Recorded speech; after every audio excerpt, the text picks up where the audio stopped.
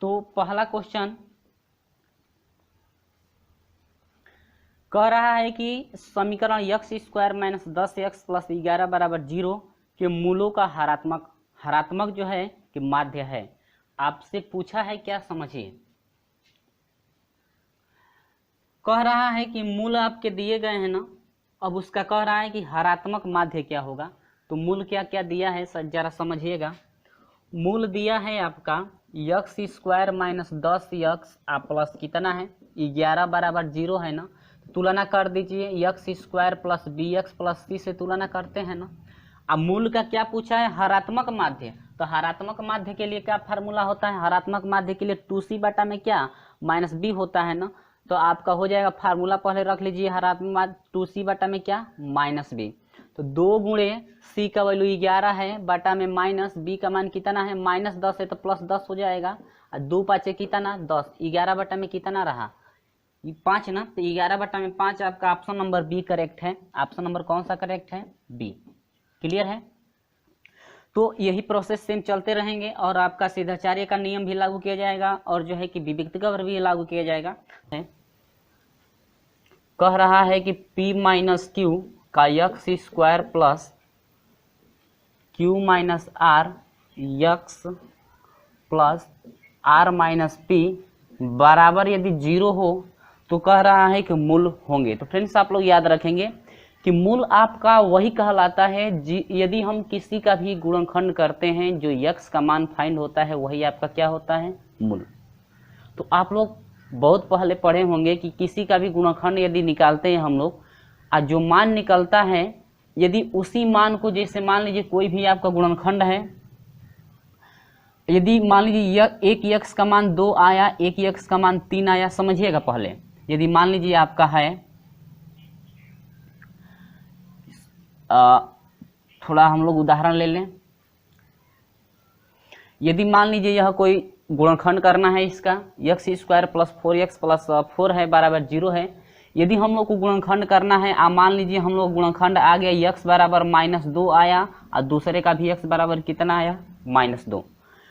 तो ये जो आपका x का मान फाइंड होगा गुणनखंड करने के बाद वही आपका शून्य कहलाता है। तो 2 शून्य मिला है तो यह एक अल्फा कहलाता है और दूसरा क्या कहलाता है, बीटा। लेकिन यदि हम लोग को इस तरह से शून्य फाइंड करना है कि x का मान कितना होगा और अल्फा का मान कितना होगा, बीटा का मान कितना होगा, तो कुछ नहीं करना है। जो भी आपका यह समीकरण दिया है, इस समीकरण में हम लोग एक ऐसा मान रखेंगे कि यदि इस पूरे मान को यदि 0 कर देता है तो कहेंगे कि वही आपका क्या है, एक गुणनखंड है।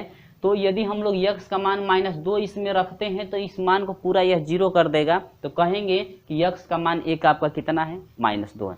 तो जो आपका मान मिलेगा x का वही आपका एक अल्फा का मान होगा और जो दूसरा मान मिलेगा आपका x का वही आपका क्या होगा, बीटा का मान होगा। क्लियर है।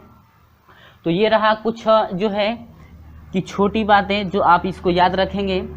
तो यहाँ पर हम लोग आते हैं, कह रहा है कि मूल फाइंड कीजिए। तो इसमें देखिएगा, इसका आप लोग जो गुणनखंड भी कर सकते हैं और गुणनखंड करेंगे तो प्रोसेस बड़ा हो जाएगा। तो सिर्फ आपको ये करना है कि x का मान इसमें हम लोग कितना रखें कि यह 0 हो जाएगा। यदि x बराबर हम लोग 1 रखते हैं, यदि 1 पर यह 0 हो जाता है तो एक अल्फा का मान कहलाएगा। क्लियर है ना। तो यदि x बराबर 1 रखते हैं तो p माइनस क्या मिलेगा, समझिएगा, p माइनस क्यू मिलेगा। 1 का स्क्वायर हो जाएगा, गुणा करेंगे तो इतना ही, आप प्लस क्यू माइनस आर मिलेगा। 1 का गुणा करेंगे तो इतना ही हो जाएगा, आप प्लस आर माइनस क्या मिलेगा, p। तो p से p कट गया, r से r कट गया, q से q कट गया, कितना मिला 0। यानी कि एक x का मान कितना मिला, 1 ना। तो जो x का मान मिलता है उसी को हम लोग अल्फा बीटा कहते हैं। तो एक x का मान 1 मिला ना, तो एक अल्फा का मान कितना हुआ, 1 हुआ ना। तो यानी कि एक मूल आपका 1 मिल गया। दूसरे मूल की बात करें यानी कि बीटा का यदि हम लोग मान निकालना चाहते हैं तो देखिए, बीटा के निकालने के लिए हम लोग का देखिए अल्फा का मान मालूम है। तो यदि अल्फा इंटू बीटा करते हैं दोनों मूलों का गुणनफल फार्मूले के अनुसार, तो होता है c बटा में क्या, a। समझिएगा, समझने के लिए हम बता रहे हैं तो आपको समझने में समय लगेगा। तो अल्फा का मान 1 है तो 1 रखेंगे, बीटा में गुणा करेंगे तो बीटा हो जाएगा, और c बटा में a होता है ना। तो यह फार्मूला होता है ax स्क्वायर प्लस क्या, bx प्लस कितना c होता है ना। तो c का मान कितना है, r माइनस p है, और बटा में a का मान कितना है, p माइनस कितना q। यानी कि बीटा का मान निकल गया कितना, r माइनस p निकला। एक हो जाएगा कितना 1। तो आपका आंसर देखते हैं r माइनस पी बटा में क्यू माइनस, यानी कि आपका ऑप्शन नंबर सी आपका करेक्ट है। तो ये रहा आपका क्या आंसर। क्लियर हुआ। तो चलिए देखते हैं अगला क्वेश्चन। प्रश्न नंबर 3 है कि समीकरण करणी में x स्क्वायर करणी में 3x square plus 11x plus 6 करणी में 3 बराबर 0 के मूल हैं। तो x और y का हम लोग मान फाइंड करना है और x का जो मान फाइंड करेंगे वही अल्फा और बीटा का मान होगा। चलिए तो थोड़ा हम लोग ट्रिक के माध्यम से करते हैं, उसका डिस्क्रिप्शन में लिंक भी दिया गया है। पहले भी हम बताए थे कि ट्रिक के माध्यम से जो गुणनखंड कराया गया है आप लोग देख सकते हैं, डिस्क्रिप्शन में हम लिंक दिए हैं, वहां से जाकर आप देख सकते हैं। तो देखिए यहाँ से x स्क्वायर का जब गुणांक है तो गुणांक से इसमें मल्टीप्लाई करेंगे, तो करणी में 3 से 6 करणी में 3 में गुणा करेंगे तो क्या मिलेगा जरा समझिएगा। तो करणी में 3 से 3 में होगा 3 और 3 6 कितना 18, समझिएगा यहाँ पर 18 हुआ ना। तो अब यहाँ पर प्लस है, यहाँ पर प्लस, तो बीच वाला दोनों चिन्ह प्लस में होगा। तो 2 अंक आप ऐसे बताइए जिनका गुणा करने पर 18 हो जाए और उन्हीं दोनों को जोड़ने पर कितना हो जाए 11। तो 9 हो जाएगा और कितना हो जाएगा 2 हो जाएगा। यहाँ पर प्लस, तो दोनों का क्या होगा प्लस होगा, क्योंकि प्लस से प्लस में गुणा करेंगे तो प्लस होगा कि नहीं होगा, होगा ना। तब तो एक गुणनखंड हो जाएगा x माइनस x प्लस 9 हुआ और दूसरा हो जाएगा x प्लस कितना 2, गुणनखंड हुआ ना। लेकिन एक बात और याद रखेंगे हमेशा, यदि x स्क्वायर का गुणांक दिया हो तो उसके गुणांक से हम लोग डिवाइड करते हैं इन अंकों में, इसमें नहीं इन अंकों में गुणा करते हैं। तो इस भाग देते हैं, तो यह करणी में 3 में इससे और करणी में 3 से इसमें भी। तो अब आपका मिलेगा क्या 0 ले लेंगे तो x बराबर मिल गया आपका 9।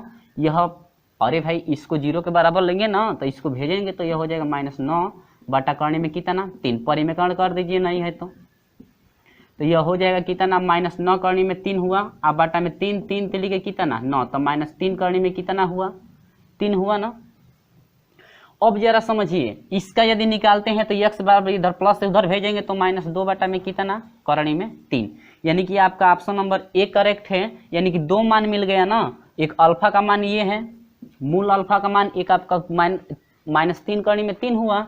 और यदि बीटा की बात करें तो बीटा का मान कितना हो गया -2 और बटा करणी में कितना 3। ये रहा आपका क्या आंसर, यानी कि आपका ऑप्शन नंबर कौन सा करेक्ट है ए है, यानी कि -3 करणी में 3 तथा -2 बटा कितना 3। आसान है ना। चलिए अब देखते हैं प्रश्न नंबर 4। तो प्रश्न नंबर 4 आपको दिख रहा है। प्रश्न नंबर 4 में कह क्या रहा है, देखिए ये भी एक ट्रिक है, ट्रिक के माध्यम से हम लोग इसको ले चलेंगे।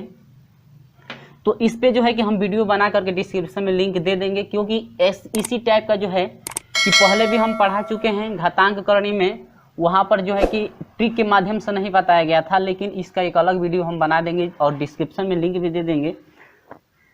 चलिए अब यह है x बराबर है करणी में 2 प्लस करणी में 2 प्लस करणी में 2, ठीक ना। आप प्लस करके है डैश डैश कहाँ तक है इन्फिनिटी तक है ना। तो कह रहा है कि x का एक मूल है, तो x का मूल समझिएगा कैसे निकालेंगे। x बराबर देखिए डाट डाट डाट इन्फिनिटी तक है ना, लेकिन इसके अंदर जो है संख्याएं 2 हैं और प्लस में है ना, तो प्लस के लिए करते हैं क्या 2 अंक आप ऐसे बताइए जिनका गुणनफल 2 हो और उनका अंतर 1। सुनिएगा इनका अंतर कितना आना चाहिए 1 आना चाहिए। 2 अंक आप ऐसे बताइए जिनका गुणनफल 2 हो जाए और उनका अंतर यदि किया जाए तो 1 का अंतर हो, उनके बीच में कितने का अंतर हो 1 का। तो 2 गुणे कितना 1, 2 एकम 2 होगा ना। क्या यदि इनका अंतर यदि देखा जाए तो 1 मिल रहा है ना, 2 में से 1 घटेगा तो 1 होगा, यानी कि आपका एक हो जाएगा 2 और दूसरा क्या हो जाएगा 1। लेकिन यदि x की बात करें तो इसमें जो बड़ा वाला मान होगा वही आपका क्या होगा x का वैल्यू, यानी कि x बराबर कितना मिला 2। तो यानी कि ये आपका आंसर करेक्ट है। तो आपका ऑप्शन कौन सा करेक्ट है बी, आपका ऑप्शन नंबर क्या है बी आपका करेक्ट है। तो थोड़ा हम लोग अलग देखते हैं। देखिए जैसे मान लीजिए 12 हो जाए, समझिएगा क्या हो जाए 12 हो जाए और कह रहा है कि x का मान फाइंड कीजिए। तो यहाँ पर देखिए अब 2 अंक देखिए प्लस में है ना, तो माइनस वाला अलग होता है प्लस वाला अलग, कुछ नहीं होता है। जब प्लस में होता है तो बड़ा वाला लेते हैं और माइनस में होता है तो क्या छोटा वाला, कुछ नहीं करना है। देखिए अब प्लस में हो है ना, तो 2 अंक ऐसे बताइए जिनका अंतर 1 हो और उनका गुणनफल कितना हो 12। तो 4 3 कितना होगा 12 होगा कि नहीं होगा, और 4 में से 3 घटाएंगे तो 1 मिलेगा, अंतर 1 का है कि नहीं है, यानी कि 4 और 3 हो जाएगा। तो यक्स की बात करें और यह प्लस में है तो आपका बड़ा वाला होगा, कितना होगा 4, समझे है ना। तो इसी टाइप का है, यानी कि अलग से इसका वीडियो बनाया जाएगा, उसमें बहुत आपको मजा आएगा। चलिए देखते हैं अगला क्वेश्चन।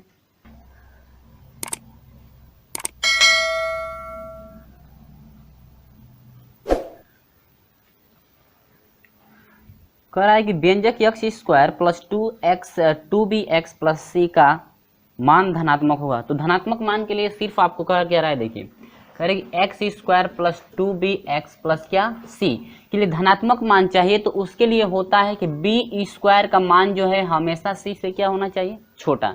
यदि हम लोग बी स्क्वायर स्मॉलर देन यदि सी करते हैं तो हमेशा मान क्या मिलता है, धनात्मक मिलता है। ठीक है, तो चलिए ये रहा आपका जो है कि ऑप्शन नंबर कौन सा करेक्ट है, सी आपका ऑप्शन नंबर करेक्ट है, इसको आप लोग याद रखेंगे। ठीक है, चलिए 6वां क्वेश्चन क्या कर रहा है, देखिए करें युगपत समीकरणों, स्क्रीन पे दिखाई दे रहा है 6वां क्वेश्चन।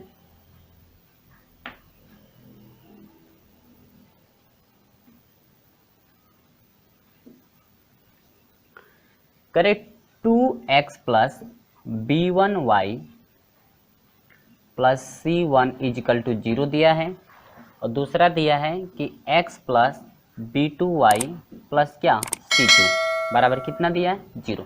तो फ्रेंड्स आप लोग याद रखेंगे व्यापक रूप क्या होता है, इसका होता है ax plus a1x plus b1y plus क्या c1 equal to 0, a2x plus b2y plus c2 equal to क्या 0। लेकिन इसमें आपसे ये भी पूछ रहा है कि अनेक हल, तो अनेक हल तभी होते हैं जब आपका a1 बटा में a2 इजिकल टू b1 बटा में b2 इजिकल टू c1 बटा में क्या c2। यदि हम लोग निकालते हैं और ये तीनों मान बराबर होते हैं तो अनेक हल होता है। तो वहां पर देखिए यदि a1 अपान a2 निकालते हैं तो आपका 2 बटा में क्या a2 का मान कितना है 1 इजिकल टू b1 का मान कितना है b1 बटा में b2 का मान कितना है क्या b2 इजिकल टू c1 का मान कितना है फ्रेंड्स c1 बटा में c2 का मान कितना है c2। ठीक है, तो अब देखिए एक बार इसको दोनों के बराबर ले लीजिए तो इसका 3 मल्टीप्लाई कर देंगे तो यह हो जाएगा b1 अपान हो जाएगा क्या 2b2 मिला। ठीक है, एक बार इसको जो है एक बार 2 बटा में 1 को इसके साथ ले लेंगे तो 3 मल्टीप्लाई करेंगे, देखिए c1 से 1 में गुणा क्या c1 इजिकल टू 2 से c2 में गुणा क्या 2c2, यानी कि ये रहा आपका क्या आंसर, यानी कि आपका होना चाहिए b1 इजिकल टू 2b2, यानी कि ऑप्शन नंबर आपका बी करेक्ट है। ऑप्शन नंबर क्या बी, क्लियर है। यानी कि आपसे पूछ रहा है कि अनेक हल के लिए स्थितियां यह होती हैं, पहले भी हम बताए थे कि जो भी आपका फार्मूला दिया गया है इसके अगले वीडियो में बताया गया था, इसके पिछले वीडियो में बताया गया था कि जो भी आपका फार्मूला स्क्रीन पे दिखाई दे रहा है उसका स्क्रीनशॉट कर लीजिए, क्योंकि वो उसमें जो है कि फार्मूला आपका रखा गया है कि अनेक हल के लिए आपका a1 upon a2 equal to b1 upon b2 equal to c1 upon क्या होता है c2। ठीक है, तो ये रहा आपका क्या आंसर, जो कि आपका ऑप्शन नंबर कौन सा करेक्ट है, बी आपका ऑप्शन करेक्ट है। चलिए देखते हैं प्रश्न नंबर 7। यदि समीकरण x square minus P x plus 8p और माइनस 15 बराबर कितना है 0। ठीक है, तो कह रहा है कि दोनों मूल समान हैं, तो कह रहा है कि p का मान क्या होगा। तो दोनों मूल समान के लिए प्रतिबंध होता है कि दोनों मूल समान के लिए होता है कि आपका बी स्क्वायर बराबर होता है क्या 4ac, बी स्क्वायर बराबर क्या होता है 4ac, यदि कम जब दोनों मूल बराबर हों तब। तो चलिए फ्रेंड्स से आप लोग याद रखेंगे ये दोनों अचर राशि है ना, तो इसको एक में रखेंगे तो यह तुलना करेंगे ax स्क्वायर प्लस क्या bx प्लस क्या c से तुलना करेंगे ना। यहाँ पर b का वैल्यू कितना है माइनस p है, तो माइनस p का स्क्वायर करेंगे तो p स्क्वायर मिलेगा।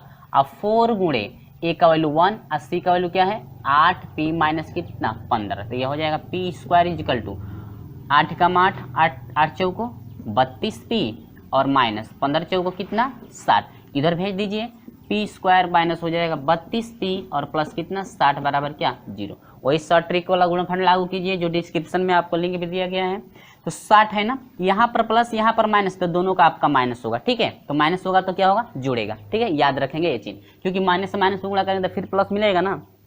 अब देखिए गुणा करने पर 60 और जोड़ने पर कितना 32, तो 30 दूनी के 32 और 30 दूनी के 60 और 30 दो 32 होता है ना। तब तो आपका p है ना, देखिए p है ना, तो एक p आई बड़ा वाला माइनस में है तो -30 हो जाएगा, एक हो जाएगा p और माइनस कितना 2 बराबर 0 ले लेंगे।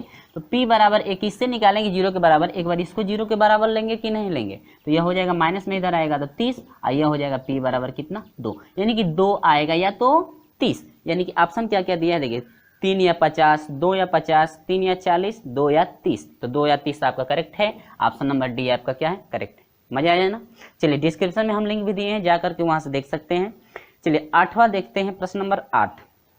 देखिए प्रश्न नंबर 8 जो है स्क्रीन पे दिखाई दे रहा है, इसका भी डिस्क्रिप्शन में लिंक दिया गया है कि रैखिक समीकरण का हल कैसे किया जाता है, एक्स और वाई का मान फाइंड करना हो तब। तो डिस्क्रिप्शन में जल्दी जल्दी जाइए, वहां से जो है कि जल्दी देख लीजिए कि एक्स और वाई का मान कैसे फाइंड किया जाता है। तो चलिए हम लोग इसमें भी समझेंगे।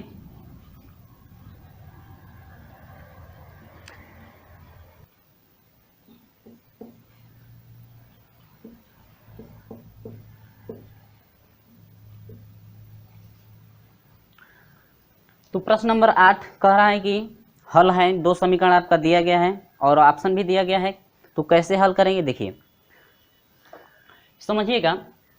इसका जो है नहीं है तो आप प्रतिस्थापन विधि या विलोपन विधि भी लागू कर सकते हैं, लेकिन हम ट्रिक के माध्यम से चलेंगे। देखिए यक्स का मान फाइंड करने के लिए होता है आर बटा में अल्फा, ठीक है ना, और वाई का यदि मान फाइंड किया जाता है तो अल्फा बटा में क्या होता है अल्फा। तो देखिए हम लोग पहले यक्स का मान फाइंड करेंगे तो कैसे निकालें। यक्स का मान निकालने के लिए देखिए यक्स वाले को पहले ढक लेंगे, ये बचा ना, तो बनाएंगे क्या आर ऐसे बना लेंगे, ठीक है। तो बनाना यहाँ से स्टार्ट किए ना, तो y से यानी कि 1 से 32 में गुणा कितना 32, अब बीच में माइनस लगाते हैं, फिर इससे करेंगे तो 13 दूना के कितना 39, 13 तिया 39 होगा ना, कितना हो जाएगा 39, आप बाटा में बनाना। अब चलिए अल्फा की बारी, तो अल्फा आएगा तो इस अचर राशि वाले को ढक लेंगे, ठीक है। इसके बाद अंकों को ढक लेंगे बराबर चिन्ह के जो दूसरी तरफ है। इसके बाद इसका बनाएंगे क्या अल्फा, यहाँ से क्या बनाएंगे अल्फा, तो यहाँ से बनाना शुरू किए ना, तो 1 2 2, अब बीच में माइनस होता है, और 3 कम 3, ठीक है। अब 39 में से जरा 32 घटाइए 7, अब आटा में कितना हो जाएगा माइनस लगेगा ना, अब 3 में से 2 घटाइए तो -1, माइनस से माइनस कट गया, एक्स बराबर कितना मिला 7 मिला ना, है ना आसान। फिर वाई के लिए आइए, तो y के लिए हम लोग चलेंगे तो देखिए अल्फा बनाएंगे तो y वाला ढक जाएगा, अब ऐसे बनाएंगे क्या अल्फा, देखिएगा कैसे बन रहा है, ऐसे बनाएंगे अल्फा तो y वाला ढक गया, तो यहाँ से बनाना शुरू किए ना, देखिए यहाँ से बनाना अल्फा शुरू किए तो 13 दूना के 26, अब फिर माइनस लगाइए फार्मूले में, अब 32 से इसमें करेंगे तो 32 से कम क्या 32 होगा ना, अब बाटा में आइए। इसके बाद अल्फा का मान हर वाला, तो इसका जितना हर वाला आया है उसका भी इतना ही होगा, तो -1 आया था ना, तो -1, तो 32 में से घटा दीजिए, ये हो जाए कितना 6, आप बाटा में -6 बाटा में -1, माइनस माइनस कट गया कितना हुआ 6, यानी कि आपका y का मान 7 और नहीं x का मान 7 और y का मान कितना 6। तो देखते हैं x का मान 7 और y का मान 6, तो फ्रेंड्स आपका ऑप्शन नंबर डी करेक्ट है। ऑप्शन नंबर कौन सा डी, यानी कि x का मान 7 आएगा और y का मान कितना 6। क्लियर है ना, आसान है ना। चलिए डिस्क्रिप्शन में इसका लिंक भी दिया गया है, जाकर वहां से देख सकते हैं। प्रश्न नंबर 9, प्रश्न नंबर 9 देखिए, तो आते हैं जरा प्रश्न नंबर 9 पे। कह रहा है कि kx + 2y = 5 और 3x + y = 1 का एक अद्वितीय हल। तो फ्रेंड्स आप लोग पहले फार्मूला याद रखेंगे कि अद्वितीय हल के लिए a1/a2 होता है या नॉट होता है b1/b2, यानी कि अद्वितीय हल तभी होता है जब a1/a2 निकालते हैं और वह b1/b2 के बराबर नहीं होता है, तब हम लोग कहते हैं कि वह एक अद्वितीय क्या है हल है। तो चलिए कुछ नहीं करना है, यह आपका a1x हो जाएगा प्लस b1y हो जाएगा, इसको नहीं है तो इधर कर लीजिए, c1 का काम नहीं है तो छोड़ दीजिए, ठीक है। इसको इधर करके c1 बना लीजिएगा, a2x प्लस क्या b2y, यहाँ पर प्लस c2 होगा तो इसको इधर कर लीजिए, नहीं है तो -c1 कर लीजिए, इसका माइनस क्या c2, ठीक है ना। अब जरा आइएगा बराबर करके कर लीजिए, या नहीं तो हटा दीजिए, यहाँ से इसको भेज दीजिएगा इधर, हम लोग को उतना चाहिए ना। तो a1/a2 not equal to b1/ क्या b2, जरा सोल्यूशन करते हैं। तो a1 का मान कितना है k, a2 का मान कितना है 3, और नॉट इक्वल टू b1 का मान कितना है 2, और बटा में b2 का मान कितना है 1, यहाँ पर 1 गुणांक है ना। और मल्टीप्लाई जरा कर दीजिए तो यह हो जाएगा के और नॉट इजिकल टू 3 दूनी के 6, यानी कि के नॉट इजिकल टू 6, यानी कि ऑप्शन नंबर आपका बी करेक्ट है। क्लियर है, सिर्फ फार्मूला याद रखेंगे तो कोई भी जो है कि परेशानी नहीं होने वाली है। चलिए देखते हैं प्रश्न नंबर 10। तो चलिए दोस्तों प्रश्न नंबर 10 पे आ गए हम लोग। कह रहे हैं कि समीकरण आपको दिया गया है और कह रहा है कि वज्र गुणन विधि से जो है कि प्राप्त मान कीजिए कि प्राप्त मान क्या होगा, जो कि आपको जो है कि ऑप्शन भी दिया गया है, चार ऑप्शन आपके दिए गए। तो सबसे पहले आपको समझना यह है कि वज्र गुणन विधि का फार्मूला क्या है। देखिए ये फार्मूला आप लोग याद रखेंगे, इसका कोई ट्रिक नहीं है, ये फार्मूला आप लोग याद रखेंगे, ठीक है, क्योंकि जरूरी नहीं है कि हर एक सवालों का ट्रिक हो, तो फार्मूला आप लोग याद रखेंगे। देखिए ये तो फार्मूला हो गया, उसी फार्मूले में बस आप लोगों को मान पुट करना है। तो यह हो जाएगा a1x प्लस b1y प्लस क्या c1, यह हो जाएगा a2x प्लस b2y प्लस क्या c2 बराबर कितना 0। और मान बस यहाँ से मान पुट करेंगे x बटा में। कह रहा है कि b1 c2 चाहिए, तो b1 का मान कितना है, यहाँ पर 1 है ना, 1 और गुणे c2, तो गुणे c2 का मान कितना है 7 एकम कितना हो जाएगा 7। देखिएगा, देखिए b1 से c2 में गुणा, b1 है ना, तो b1 का यहाँ पर 1 है और c2 में गुणा तो 7, तो 1 7 7 हो गया, माइनस b2 से c1 में गुणा, तो b2 3 है, c1 में गुणा कीजिए तो c1 4 है, 3 चौको कितना 12, ठीक है, बराबर y बटा में c1 a2 में गुणा, a2 ये है ना, तो यहाँ पर 1 है, तो 4 एकम कितना 4 और माइनस c2 से किस में गुणा, c2 a1, तो a1 ये है ना, तो 7 दूनी कितना 14, ठीक है, बराबर 1 बटा में। देखिए कोई मिस्टेक ना हो, a1 से b2 में गुणा, a1 ये है ना, और b2 में गुणा तो b2 ये है, तो 2 3 6 और माइनस a2 b1, तो a2 क्या है 1 है, b1 में गुणा कीजिए तो 1 एकम 1, यानी कि ये रहा आपका आंसर। ऑप्शन कौन सा करेक्ट है जरा देख लेते हैं। 7 माइनस 12, 4 माइनस 14 और 1 माइनस क्या 16, यानी कि 7 माइनस 12, ऑप्शन मिला लेंगे 4 माइनस 14 और 6 माइनस क्या 1, 7 माइनस 12 और 4 माइनस 14 और 6 minus 1, option number C correct है। ऑप्शन नंबर कौन सा करेक्ट है सी, ऑप्शन नंबर सी आपका करेक्ट है। थोड़ा मिला लेंगे सही से, ऑप्शन नंबर सी, ठीक है, ऑप्शन नंबर सी आपका करेक्ट है। चलिए देखते हैं अगला क्वेश्चन।